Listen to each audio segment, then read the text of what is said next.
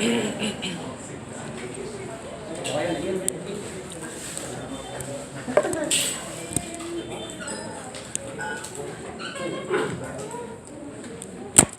¿Quiere empezar ya o esperamos Una vez. ahora reglamentaria?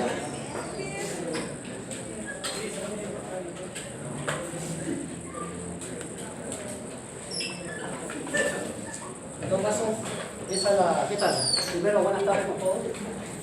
Que les hable el doctor César Varas Activeri. Yo soy médico del Hospital Hipólito Unanue. A cargo también de la asignatura de Introducción a la Clínica. Y ahora estamos llevando la parte de aparato respiratorio. El tema de hoy día es síndrome pulmonar intersticial. Es un tema que, digamos, si bien es cierto, no es tan frecuente como decir un síndrome de condensación, o lo que es lo mismo, una neumonía. Sin embargo, hay algunos factores predisponentes que están haciendo que esta patología vaya en aumento. Y sobre todo, vaya en aumento en enfermedades que no son necesariamente o primariamente respiratorias. Ejemplo, las colagenopatías. Y cuando hablo de colagenopatías, tengo que referirme a mujeres jóvenes en edad reproductiva, ¿no? Porque estas personas no tienen ninguna patología respiratoria, sí tienen compromiso respiratorio. Ejemplo, el lupus. Ejemplo, el escleroderma. Ejemplo, la artritis reumatoide. De manera que vamos a tratar de ahora de hacer un repaso incidiendo principalmente en la parte semiológica. Semiológica, porque eso es al final lo que nos interesa, ¿no? La parte semiológica. Habrá otros detalles en cuanto a exámenes auxiliares, radiografía, tomografía, biopsia, en fin, todo lo que se tiene que hacer, ¿cierto? Pero lo que yo más les pido es que presten atención a la parte semiológica, que es la esencia, ¿no? Al final, ¿no? Muy bien, chicos. Les he puesto unas imágenes que son características justamente de esta patología. Acá a la izquierda ven un abuelito. Ya se van haciendo la idea a qué grupo poblacional va a afectar esta patología. El ejemplo clásico es la fibrosis pulmonar idiopática, ¿no? Pero en general se denomina síndrome pulmonar intersticial. Les he puesto una radiografía más o menos característica, típica de la afección radiológica o la característica radiológica de esta clase de pacientes, ¿no? Y les he puesto unas manitos ahí, pero no para que vean las manos, sino para que vayan aprendiendo o ya han tenido la oportunidad de ustedes de ver este tipo de manos y en qué tipo de pacientes se presenta, ¿no? ¿No le reconoce que es este tipo de mano? Este tipo de dedos, mejor dicho. Dedos hipocráticos, ¿no? O hipocratismo digital, ¿no? O también llamado, bueno, en la literatura anglosajona, el cúbico, como suena, como se escribe, ¿no? O el cúbico, ¿no? Hipocratismo digital o dedos hipocráticos, que no solamente se ven en la fibrosis pulmonar, ¿no? O en general en patología respiratoria crónica, tipo bronquiectasia, tipo cáncer de pulmones.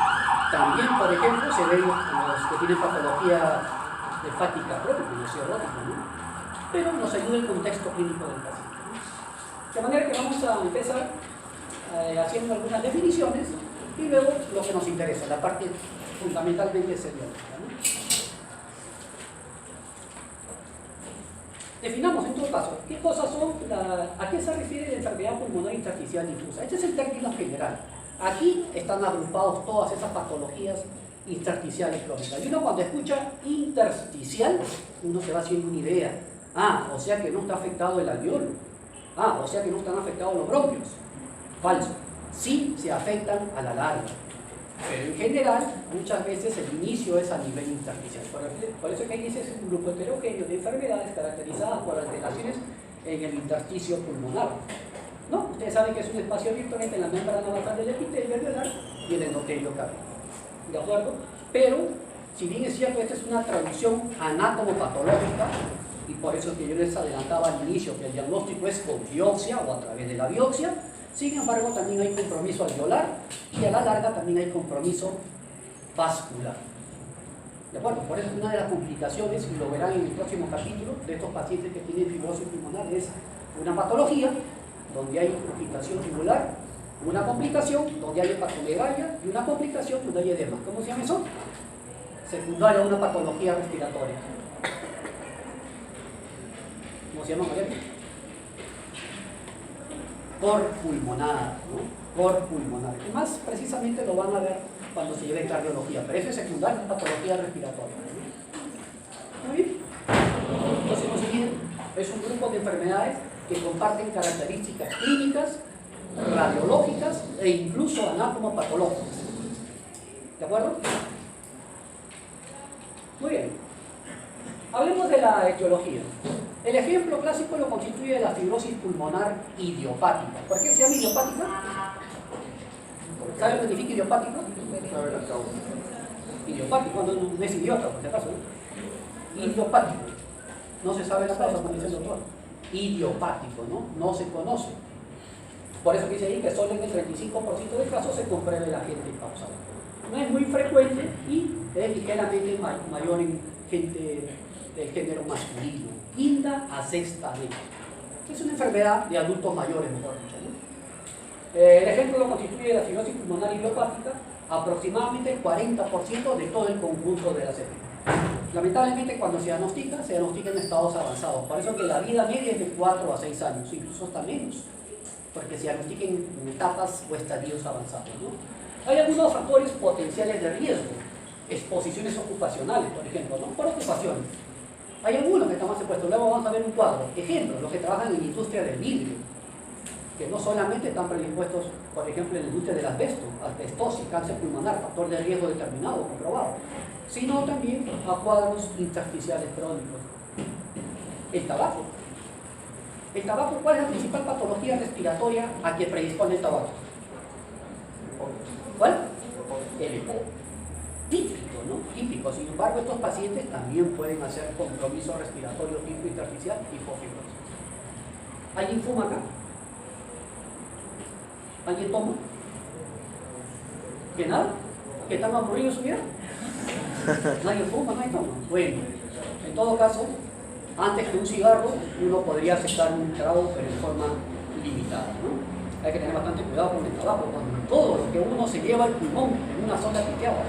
Cuando se haga el tema de cáncer pulmonar, de repente no ahora, pero en medicina, van ustedes a ver la cantidad de cancerígenos que se llevan a la boca, que se llevan al pulmón, a los alveolos, ¿no?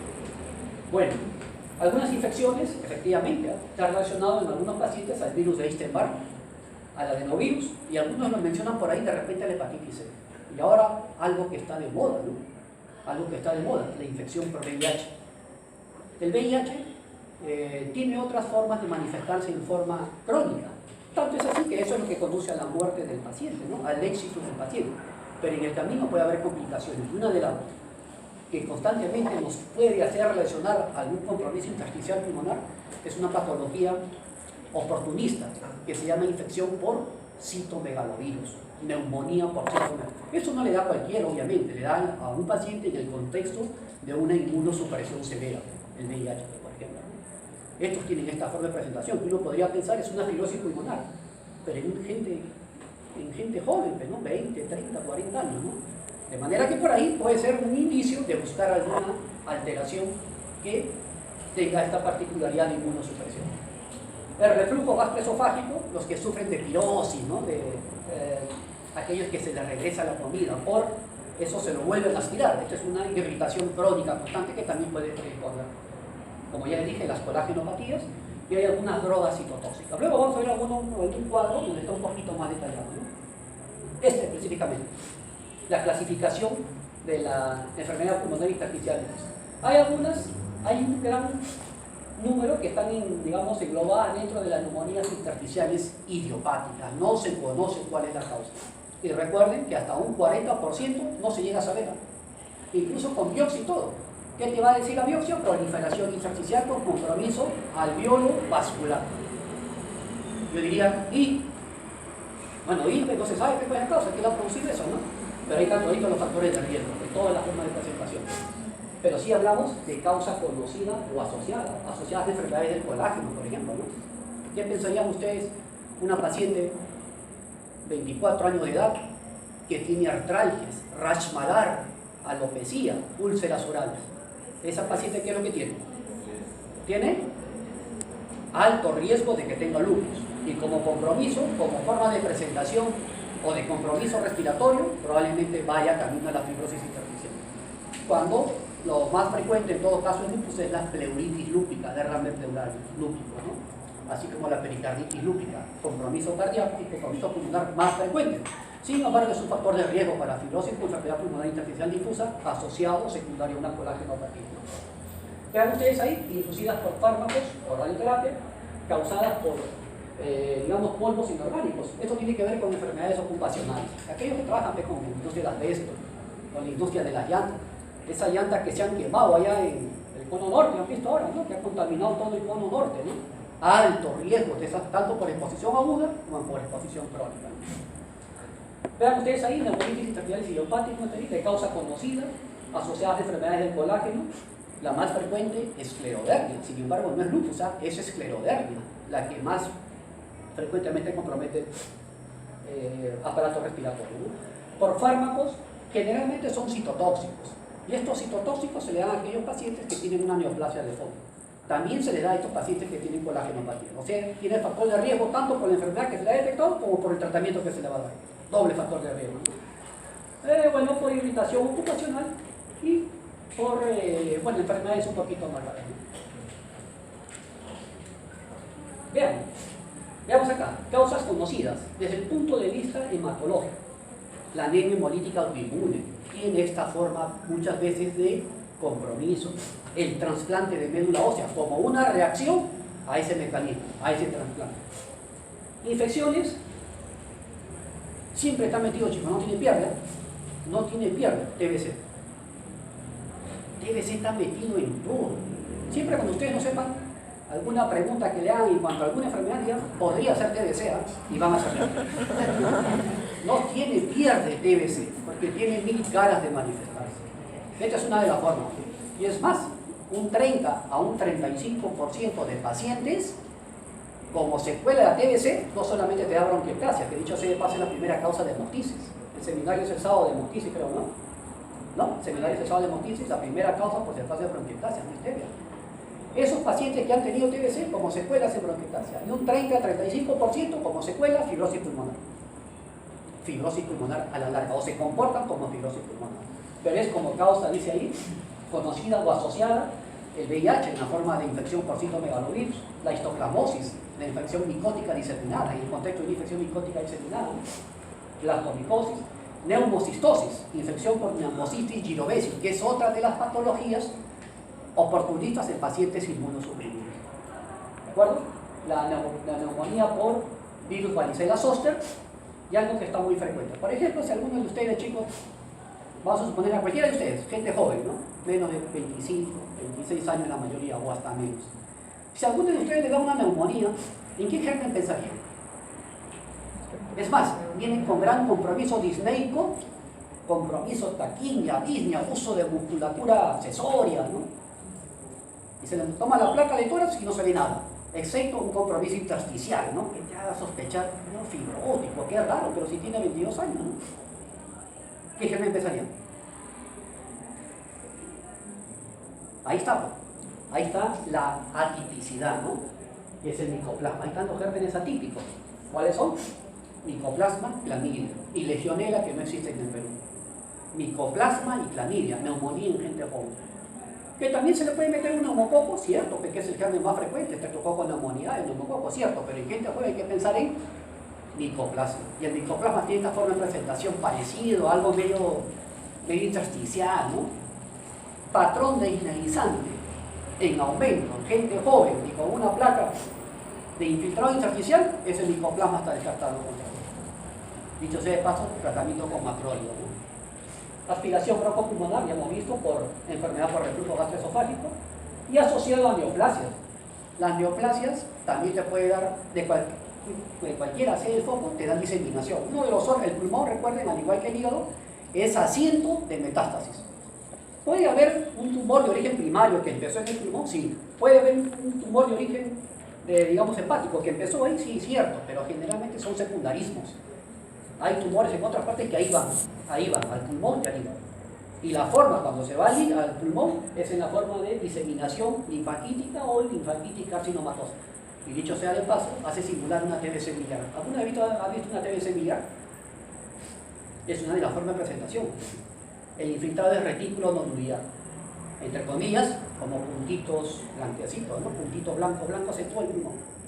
O es una TBC biliar o es una diseminación linfática o una linfatítica carcinomatosa. Búsquele TB o búsquele un tumor oculto por ahí. ¿Hasta ahí todo claro? ¿Sí? ¿Todo claro? ¿Sí?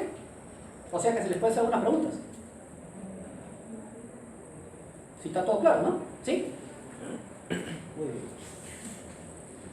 Muy bien. Le decíamos que estaba asociado a colágenopatía, ¿no?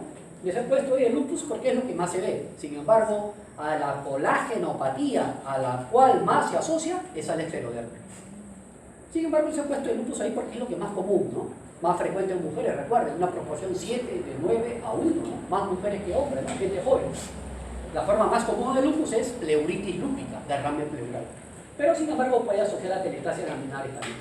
A la artritis reumatoide también, ¿no? También puede asociar alteraciones intersticiales, ¿no? La esclerodermia hasta el 40%, en este es más común, la esclerodermia, a la dermatomiositis con sus pápulas de Groton a nivel de aquí de los nudos de la mano, ¿no? De los nudillos.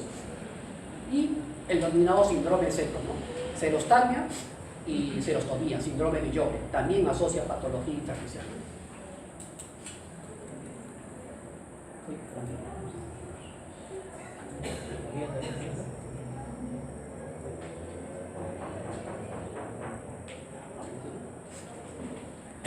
Entonces estábamos sacando, ¿cierto? Entonces estas son las patologías autoinmunes que están asociadas.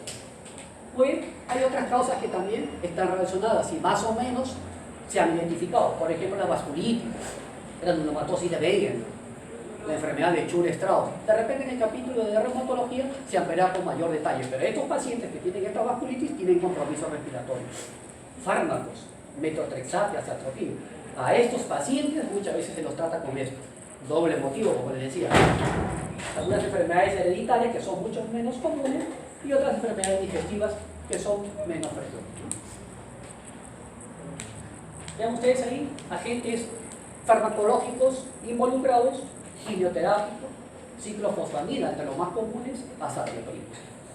Antiarrítmicos, y a veces hay fármacos de uso común, ¿no? Por ejemplo, hidroclorotiazida, lo usamos bastante para, está indicado, ¿no? Para la presión arterial. Usamos, por ejemplo, la carbamazepina para esos cuadros convulsivos, epilépticos, ¿no? También esos están relacionados. Bueno, y hay enfermedades ocupacionales que se agrupan dentro de la silicosis y dentro de las asbestosis, ¿no? Y otras que son un poquito menos frecuentes. Muy bien, chicos. ¿Cómo harían el diagnóstico? ¿En quién sospecharían eso? ¿Cuál sería su primera sospecha diagnóstica? Primero, grupo etario. ¿A quién afecta? Es una enfermedad de adultos mayores, lo más común, ¿no? Pero sin embargo, si me viene una paciente con artralgia, rash malar, úlceras, alopecia, ahí tengo que pensar que esta paciente la pesco rápido porque su complicación va a ser una fibrosis pulmonar. O sea, no necesariamente gente adulta mayor, hay que pensar en otros también. Antecedentes familiares, obviamente, debe haber un componente genético en muchas de estas patologías, ¿no? Total, el 40% nunca se llega a saber. Tabaquismo, pero antes descartaría una patología, como dijo el doctor, ¿no? ¿Qué patología? El POP, pues, obviamente, pero muchos de estos pacientes que fuman también van a la fibrosis pulmonar. Historia laboral, exposición a asbestosis, silicosis, todas las enfermedades ocupacionales, ¿no? Uso de fármacos, los que hemos visto, azathioprina, ciclofosfamida, hidroclorotiazida para la presión en forma crónica también, ¿no? Los que han recibido radioterapia por alguna enfermedad neoplásica y enfermedades sistémicas, justamente las colágenopatías. Muy bien, entonces ya hicieron ustedes su cuadro interrogatorio, la anamnesis, que es lo primero que se hace cuando uno enfrenta a un paciente, ¿no? Para determinar qué es lo que tiene. Luego me voy al cuadro clínico, ¿no? A los hallazgos en el examen físico, ¿no? ¿Qué cosa voy a encontrar? Aparte de ser un paciente adulto mayor o de más de la quinta o sexta década, hay 4 a 5 signos característicos, muchachos. 4 a 5 signos característicos. ¿Cuáles? Disnea progresiva. Típico. Cuando es una disnea progresiva de meses de evolución, ¿con qué te puede hacer confundir? Con el capítulo que viene de aquí a 3 semanas. Con una disnea de origen cardíaca, insuficiencia cardíaca, ¿no? Insuficiencia cardíaca, te puede hacer confundir con eso, ¿no? Tos seca, estertores crepitantes. ¿Saben qué son los crepitantes? ¿Saben qué son los estertores secos o húmedos? O continuos o discontinuos también. ¿Qué es la diferencia de los subcrepitantes? Ustedes han soplado alguna vez un vaso, han agarrado un vaso con agua, han puesto una cañita, un sorbete, lo han soplado, ¿cómo borbotea? Ya, ¿ese sonido qué es? Esa imitación, esa onomatopeya, ¿qué cosa es? ¿Crépito o subcrépito? Todavía no están escuchando, bueno, con el grupo estamos empezando, bueno, la parte ocultatoria, ¿no? Pero ¿eso qué es? ¿Crépito o subcrépito? Ustedes soplan una canita en un vaso, ¿no sale? ¿No borbotea? Ya, ¿eso a qué simula? ¿A un crépito o a un subcrépito? ¿Ah? Crépito, chico. Ese es un crepitante. Simula a un crepitante. ¿Por qué? Porque ¿qué es lo que pasa en el pulmón? Cuando hay una inflamación, una neumonía, no hay un exudado ahí, el alveolo no se llena de un exudado, ¿no es cierto? Es un exudado, pues ahí hay neutrófilos, hay linfocitos, en fin, ¿no? Y sobre eso entra el aire. Está inflamado y sobre eso entra el aire. Toma aire, no le dice uno, cuando va a botar, toma aire y entra el aire ahí, le remueve todo eso, borbotea. Esto es lo que simula. Y aparte la tos va a ser modificar, ¿no? ¿Quién se modifica con la tos? ¿El crépito o el subcrépito? ¿Quién?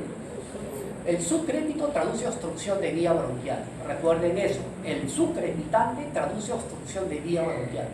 Por eso que está obstruido, ¿de qué? De moco, pues. ¿Qué hay en los bronquios? ¿Qué hay? Moco, ¿no? Tejido bronquial, moco. Lo hago toser, obviamente ya pasa mejor, ¿no? Por eso, esa es la forma. El subcrépito se modifica con la tos. El crépito no se modifica con la tos. Voy a encontrar sectores crepitantes en el 90% de los casos. Y hay un tipo especial, ¿no? De crépito, ¿no? Es un crepitante fino, de tono alto, y que toma un nombre característico, ya vamos a verlo, ¿no? Voy a encontrar también ahí acropaquia, ¿no? Eso de ahí que hemos visto, ¿no? Hemoptisis, menos frecuentemente, fiebre y síntomas generales, fiebre, pérdida de peso, mialgia, fatiga, neumotor, puede haber sibilancia. Y algo que uno espera encontrar a veces es cianosis. Uno dirá, pero si tiene una fibrosis pulmonar, este paciente mínimo debe estar cianótico. Ha venido a la emergencia con tirajes, ha venido a la emergencia con cornaje. ¿Qué es cornaje? ¿De cuerno? No, no viene de cuerno. ¿Qué es cornaje? Por ahí lo saben. ¿Qué es cornaje? ¿Cuál? Cornaje no más simple. Estridor laríngeo. Estridor laríngeo, o huélfago también lo llaman, ¿no? Antes lo llamaban libros, ¿no? Estridor laríngeo acá, o sea, ¿no? Por algún motivo se te ha cerrado acá, por eso que viene con ese sonido groseramente, así, ¿no? O sea, grosero, ¿no? O sea, no deja pasar el aire, estridor laríngeo, pues. Te mueres, ¿no? Bueno, y esa cianosis específicamente, en estos pacientes no se ve hasta etapas tardías.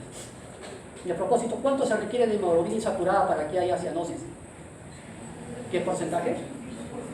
De hemoglobina insaturada. 5%, ¿no? Para que ya veamos cambios de cianosis perioral y cianosis distal o periférica. De manera, chicos, que esos son los signos más comunes, ¿sabes? ¿Y qué tiene que ver esta mano acá? ¿Qué tiene esa manito? Al menos que venga ahí groseramente. ¿Esa es una mano con artritis o artrosis? Artrosis es la deformación, artritis es la inflamación aguda. Sinovitis, que acompaña a sinovitis, pero la artrosis es la deformación en cuello de cisne, ¿no? Deformación. Esa es una artrosis. Por lo tanto, esta paciente que tenía una artritis que ha evolucionado a artrosis, probablemente tenga un combonizo pulmonar. No dijimos ahí que es el lupus, el esclerodermia, la artritis, el Sjögren. Ahí está, pues, ¿no? De manera que eso podría ayudarle también, ¿no? ¿Hasta ahí? ¿Más o menos? ¿Todo claro? Muy bien. Pero sin embargo, ustedes tienen que buscar patología extrarrespiratoria. Patología extrarrespiratoria. ¿Por qué? Porque hemos visto que ahí están las colagenopatías, no solamente pulmonar, no solamente esa acropaquia, no solamente esa aritmia progresiva y no solamente esos hallazgos de crepitantes, hemoptisis y fiebre. Patología extrarrespiratoria. Puede haber afectación dérmica, por ejemplo, en tipo eritema nodoso o manchas de café con leche. ¿En qué? En la neurofibromatosis. Típico, ¿no? Manchas de café con leche. Y tumores a nivel de la columna vertebral, ¿no? Sobre todo en la en compromisos de cordones posteriores, neurofibromatosis, ¿no? Típico. Afección ocular, serostalgia y serostomía. ¿Cómo se llama eso? Sjögren, síndrome seco o Zika, ¿no? Como dice ahí, o enfermedades del colágeno. Afectación musculoesquelética, pápulas de Groto y el signo del Chalco, el signo de la B. ¿Cómo se llama eso? Y con cépica elevada, como ayuda laboratorial. Pápulas de Groto, se te pone rojito acá en los nudillos, ¿no? Y el signo del Chalco, de la B, tanto acá como en la parte posterior, dermatomiositis, ¿no es cierto? Puede haber afectación radial, tipo síndrome nefrótico, tipo glomerulonefritis. Tengo que meter una enfermedad del colágeno de repente. Afectación digestiva, por ejemplo, disfagia, diarrea crónica, pensar en esclerosis sistémica, disfagia en esclerodermia, por ejemplo. Muchos debutan con disfagia estos pacientes, ¿sabes? Porque esclerosa no solamente la piel, también los órganos internos, ¿no? Afección cardíaca, miocardio, pericardio, enfermedades del colágeno, bueno, y otros tipos de afectación, ¿no? Les he puesto estas imágenes, chicos, para más o menos. Uno cuando hace un examen del paciente, lo primero que hace es verlo. Uno da lo que se denomina el golpe de ojo, ¿no? Uno hace el golpe de ojo y uno aprende ahí. Te puedes equivocar, cierto, pero aprende a entrenar, ¿no? No es lo mismo ver que observar, ¿no? Y para observadores o para observadoras no nos ganan las mujeres, ¿no? Tanto es así que pueden determinar que el profesor ha venido con la misma ropa del día anterior. Porque es observar, hay que ser curioso, ¿no? Muy bien, ese abuelito, ¿qué tendrá? Yo me atrevería a afirmar que tiene una enfermedad pulmonar obstructiva crónica o una fibrosis pulmonar. Y tiene una patología respiratoria porque lo veo como apoyo oxigenatorio, ¿no? Cándula vinasal. Esa señora, ¿qué tendrá?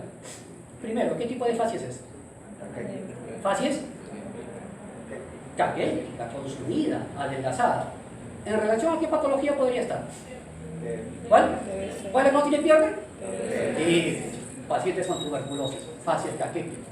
Y que ha hecho en ese 30-35% compromiso respiratorio tipo fibrosis pulmonar. ¿Y ese señor?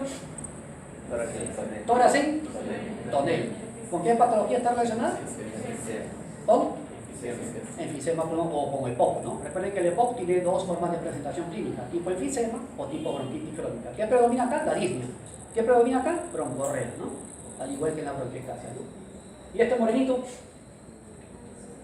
mucha la alianza. ¿No? ¿Y tiene qué? Así, chico, tiene así.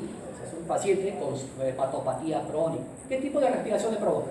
Les he puesto así que no tenga nada que ver con fibrosis, pero ¿qué tipo de respiración le provoca? Cuando hay ascitis, ¿cuál es la respiración predominante en la mujer? ¿Cuál?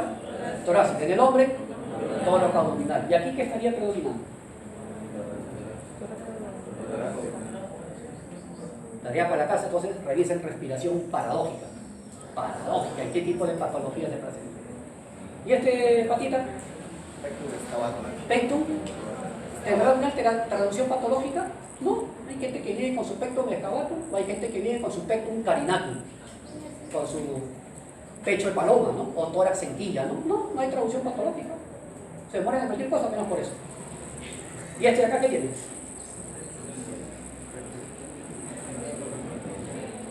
Pero si acaso este es el tórax, no me voy a comentar otra cosa. Ese es el pectus carinatum, ¿no? Y esa chiquita parece una niña, ¿no? ¿Qué tiene esa niña? ¿Cuál?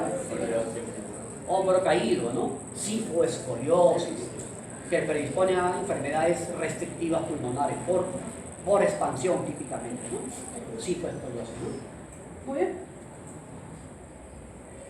Chicos, a veces, eso es lo que yo les digo siempre a los que están rotando conmigo, ¿no? O a los que rotan en el Hipólito, ¿no? Y es para todos en realidad. Siempre hagan el golpe de ojo. ¿Cómo ven al paciente? Vean, un paciente adulto, mayor, ventila con apoyo oxigenatorio, sin apoyo aproximadamente, grave, no grave, pálido, orientado, ¿no? Siempre hagan así. Y al menos en este capítulo respiratorio vean cómo respira, ¿no? Porque por la forma como respira, por el número de las respiraciones, es decir, por la frecuencia respiratoria y por el tipo o la característica de la respiración, yo puedo saber qué tipo de respiración. Y en base a eso hay una clasificación. Respiración euteica o normal, por ejemplo. Taquipnea, más de 20, que es la frecuencia respiratoria. Bradypnia, menos de 14. Apnea, periodos donde no hay respiración. Y veo una respiración típica de Cheyne-Stokes. ¿Qué patología es la respiración de Cheyne-Stokes? ¿En qué se caracteriza? No hay un aumento progresivo de la profundidad. Aumento progresivo de la profundidad de las respiraciones y luego una disminución progresiva y periodos de años. Y nuevamente ese mismo cuadro. ¿En qué afecciones? La que tiene compromiso el centro respiratorio. ¿Dónde está el centro respiratorio? El bulbo raquídeo. A nivel vulvar. Afecciones del bulbo raquídeo, compromiso vulvar. Ese tipo de respiración lo veo en pacientes con compromiso vulvar. Que dicho sea el paso también es por intoxicación, ¿no? Por intoxicación, por ejemplo, la cocaína. ¿A alguien le gusta la cocaína también? También, eso da intoxicación, acompañado de amilosis. Y le digo porque estos casos a veces lo hemos visto en emergencia, ¿no? Pupilas mióticas y este tipo de respiración.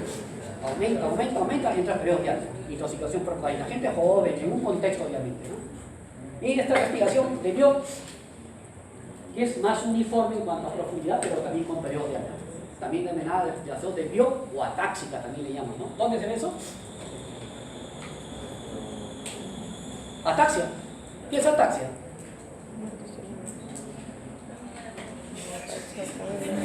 ¿Qué es ataxia? Cuando amplías tu base de sustentación para caminar. ¿Pero por qué lo amplías?